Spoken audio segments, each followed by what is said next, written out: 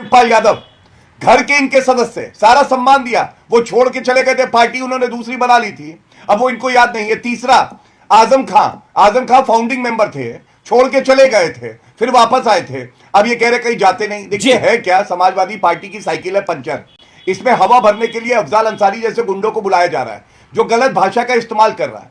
इनका जवाब हम नहीं देंगे अमीश जी, इनका जवाब जनता दे देगी। और आलोक रंजन और जया बच्चन कौन से पीडीए से आती हैं, ये मेरे शब्द नहीं है। लेकिन मुझे सपा का तीसरा कैंडिडेट फंसता हुआ क्लियर कट दिखाई दे रहा है। यहाँ पर हो जाता है पर्चा लीग प्रदेश बनता चला जा रहा है, पर्चा लीग आयोग बनता चला जा रहा है, वो अपना अधिकार मांगेंगे तो उनका अधिकार देने के लिए आप लाठी से मारेंगे, महिला अधिकार पाएगी तो उसको घसीटा जाएगा, तो क्या आपको वोट देंगे? किसान की मौत हो गई, ये देश के अंदर में होगा, किसान जो अन्नदाता होगा उसकी मौत हो जाएगी। और समाजवादी पार्टी का हालत यूपी में क्या हुआ, 14 में हारे, 17 में हारे, 19 में हारे, 22 में हारे। 22 में तो अमीश भाई इनको 80% मुसलमानों ने भर भर के वोट दिए, जाओ बीजेपी को हरा नहीं सके, वोट लिए। लेकिन अब राज्यसभा का जब भी टाइम आया ना अमीश भाई, जरा पूछिए पूरे उत्तर प्रदेश में इनको एक भी मुसलमान कैंडिडेट नहीं दिखा जिसको ये राज्यसभा में भेज सकते। तो कैसा धोखा दिया इन लोगों ने। वो क्या बोलते हैं मालूम है, एमआईएम बीजेपी की बी टीम है, उसको वोट मत देना, उनको वोट दिया तो बीजेपी जीत जाएगी, हम सेक्युलर है, हमको वोट दो। बीजेपी के हिंदुत्व और हिंदू राष्ट्र के कॉन्सेप्ट के खिलाफ है, तो अफजाल अंसारी के साथ है, तो अफजाल अंसारी के साथ है, नहीं तो इंडिया अलायंस अफजाल अंसारी के साथ है,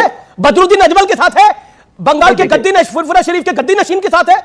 नमस्कार दोस्तों, स्वागत है आप सभी का। आप देख रहे हैं हिंदुस्तान पॉइंट ऑफ व्यू। दोस्तों आज मैं जिस वीडियो पर रिएक्शन देने वाला हूं वो वीडियो है न्यूज 18 इंडिया के आर पार शो का। दोस्तों आज की डिबेट होने वाली है एंकर अमीश देवगन, बीजेपी के प्रवक्ता गौरव भाटिया और समाजवादी पार्टी के प्रवक्ता अनुराग भदौरिया के बीच में। दोस्तों जब एंकर अमीश देवगन ने सपा प्रवक्ता अनुराग भदौरिया से पूछा कि अब सैफई के समाजवादियों में बगावत हो गई है और राज्यसभा चुनाव को लेकर समाजवादी पार्टी के विधायक ही सपा को साफ करने में लगे हैं, इस पर क्या कहोगे अनुराग भदौरिया। तो दोस्तों ये अनुराग भदौरिया लगा नया विक्टिम कार्ड खेलने और बोलने लगा कि इस देश में किसानों की हत्या की जा रही है और महिला पहलवानों को पीटा जा रहा है। तभी गौरव भाटिया और वारिस पठान ने मिलकर सैफई के इस हरे कुर्ते को जमकर धोया और लाइव डिबेट में नंगा कर दिया। दोस्तों यदि आप चैनल पर नए हैं, चैनल को अभी तक सब्सक्राइब नहीं किया है तो प्लीज चैनल को सब्सक्राइब के बिना मत जाएगा। तो चलिए हम लोग मेन वीडियो को स्टार्ट करते हैं। गौरव भाटिया ये चुनावी राज्यसभा के चुनावी खेल से पहले खेला है।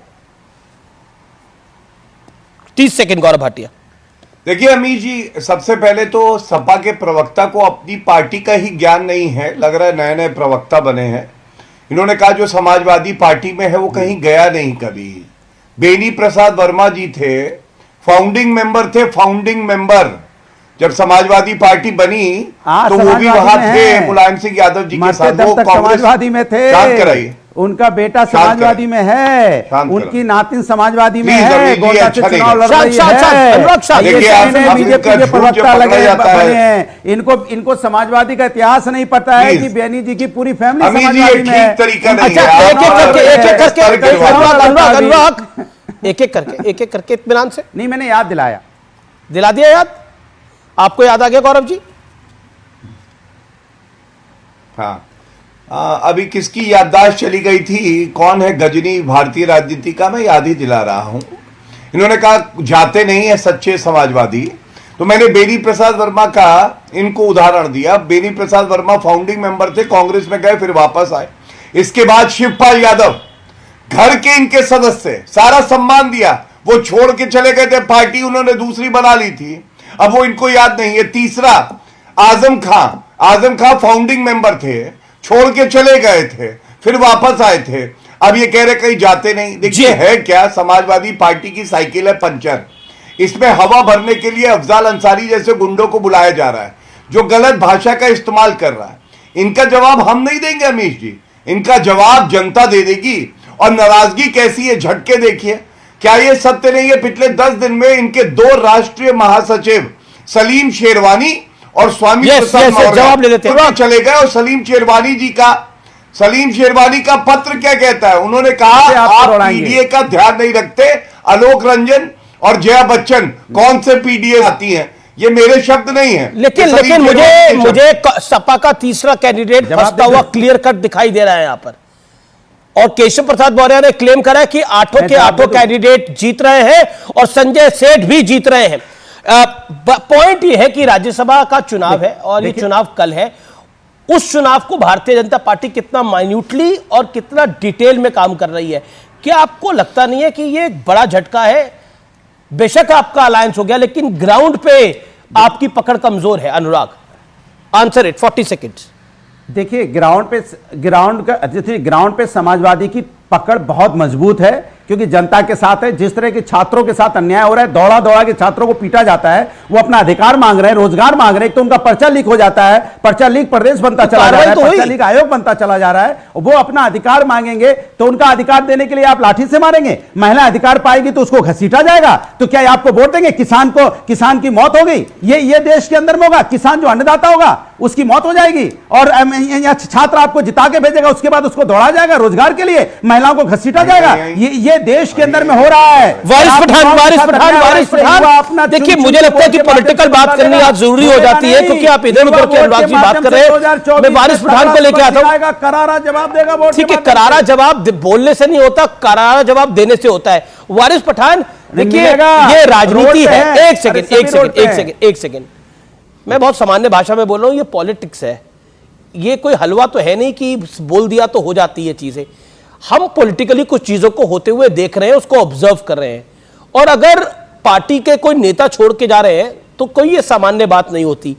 क्या आपको लगता है विपक्ष की मल्टी स्टारर फिल्म में बड़े हीरो तो बड़े, क्योंकि आप मुंबई मायानगरी से आते हैं, मल्टी स्टारर फिल्म में हीरो तो बहुत बड़े बड़े हैं, लेकिन बॉक्स ऑफिस पर रिजल्ट किसी का बेहतर नहीं आया, यानी पॉलिटिकल बॉक्स ऑफिस पे, जनता के बॉक्स ऑफिस पे, और जिसका आया भी है तो वो निकल के चल दिया है। देखिए अमीश भाई, मैं आपकी जी अमीश भाई, मैं आपको पूरी बात का जवाब दूंगा, बराबर रिच से ये एक्सपोज करूंगा सो कॉल्ड सेकुलरिज्म की बात। फिलहाल तो हम ना एनडीए का हिस्सा है, ना ये आईएनडीए का हिस्सा है, इनके लिए तो हम पॉलिटिकल अनटचेबल्स है। हम तो खुद गब्बर है, अपने बल के ऊपर चुनाव लड़ रहे हैं, और हमको यकीन है कि हम चुनाव जीतेंगे इंशाल्लाह, विकल्प के तौर पर उभरेंगे।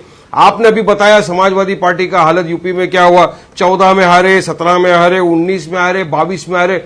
22 में तो अमीश भाई इनको 80% मुसलमानों ने भर भर के वोट दिए, जाओ बीजेपी को हराओ, हरा नहीं सके, वोट लिए। लेकिन अब राज्यसभा का जब भी टाइम आया ना अमीश भाई, जरा पूछिए, पूरे उत्तर प्रदेश में इनको एक भी मुसलमान कैंडिडेट नहीं दिखा जिसको ये राज्यसभा में भेज सकते। तो कैसा धोखा दिया इन लोगों ने, अब ये जनता याद रखेगी, और जनता के लिए अब विकल्प है।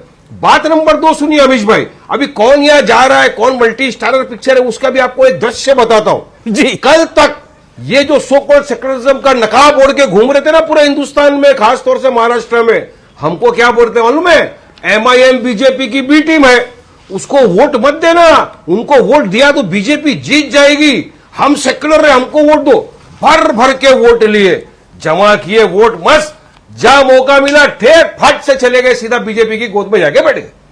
अशोक चौहान, ये अजीत पवार, ये मिलिंद देवरा, ये सबने लोगों को ठगा, पूरी तरह से मुसलमानों के सेकुलरिज्म के नाम पे वोट लिए, पीठ के अंदर खंजर घोपा घाप पकड़ के, और सीधा सब लेके चले गए बीजेपी में। क्या जनता भूलेगी अमीश भाई? आपने अगर किसी को वोट दिया है भरोसे के ऊपर सेकुलरिज्म के नाम पे, वो आपको धोखा देकर चले जाएगा सांप्रदायिक पार्टी बीजेपी के पास, आप याद रखेंगे ना। इसलिए करारा जवाब मिलेगा इस इलेक्शन में, बहुत भारी और बहुत करारा जवाब मिलेगा। क्योंकि अब क्या हो गया, एक कुर्सी के लिए, एक राज्यसभा सीट की तो ऐसा हो गया अमीश भाई, होड़ लग गई है।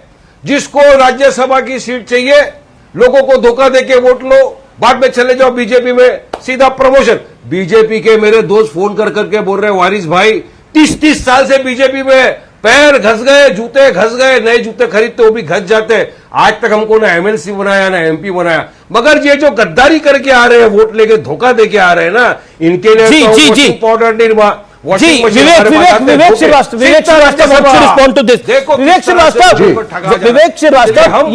सेकुलरिज्म का चोला जीतेंगे जी। वारिस पठान ने जो बोला, सेकुलरिज्म का चोला पहना हुआ है, बाकी खेल सबको पता है जी। अब अफजाल अंसारी को टिकट देके सेकुलरिज्म को नहीं दिखा रहा ना। नहीं, देखिए, आइडियोलॉजिकली एक पार्टी किस चीज के लिए स्टैंड करती है ये डिसाइड होता है ना। अगर मान लीजिए अशोक चौहान चले जाते हैं, या कोई और नेता कांग्रेस छोड़ देता है, या कोई और पार्टी को छोड़ करके बीजेपी ज्वाइन कर लेता है व्यक्तिगत लालच के लिए, राज्यसभा की सीट के लिए, तो आप उसको पार्टी आइडियोलॉजी से कंफ्यूज ना करें। Party ideologies are very clear कि हम बीजेपी के हिंदुत्व और हिंदू राष्ट्र के कॉन्सेप्ट के खिलाफ तो अफजाल अंसारी के साथ है, तो अफजाल अंसारी के साथ है, एंड वी आर वेरी नहीं तो इंडिया अलायंस अफजाल अंसारी के साथ है, बदरुद्दीन अजमल के साथ है, बंगाल के गद्दी फुरफुरा शरीफ के गद्दी नशीन के साथ है।